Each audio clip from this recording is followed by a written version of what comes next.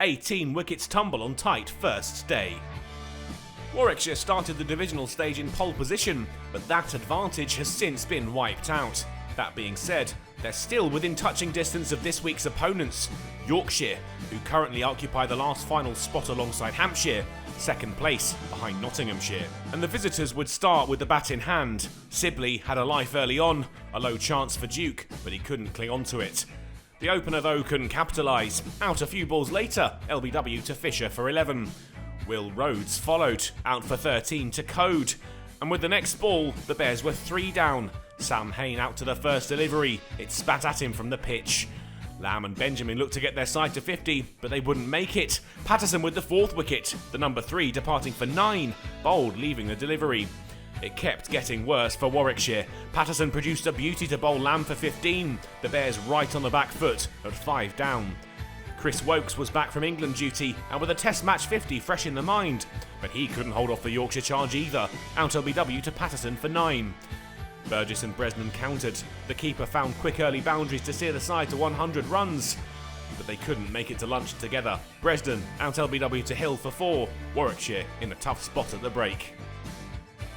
The Bears hoped to mount a recovery after the break. Burgess was leading the charge, with debutant Jacob Bethel at the other end. His debut produced 15 before Patterson had him caught behind. Yorkshire straight back into their groove. And Miles followed, out for a duck, a good catch from Duke.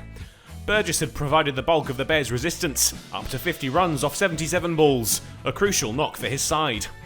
He and Norwell kept Yorkshire out, long enough at least to pass 150 runs. But on 155, the innings was over. Burgess out for 66, pulling Code into the waiting hands of Don Bess. Job done for Yorkshire.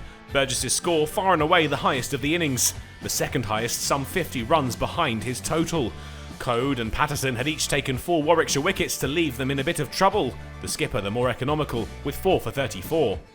But the hosts weren't about to have things all their own way. George Hill out LBW to England's Chris Wokes, continuing his 4th test form with the ball. Lyth followed in the next over, struck in front by Norwell and out LBW for 1.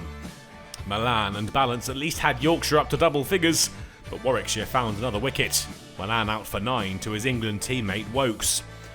Balance and Brooke managed to avoid any further damage, both men still there at the break, the score up to 55, Yorkshire trailing by 100 at tea.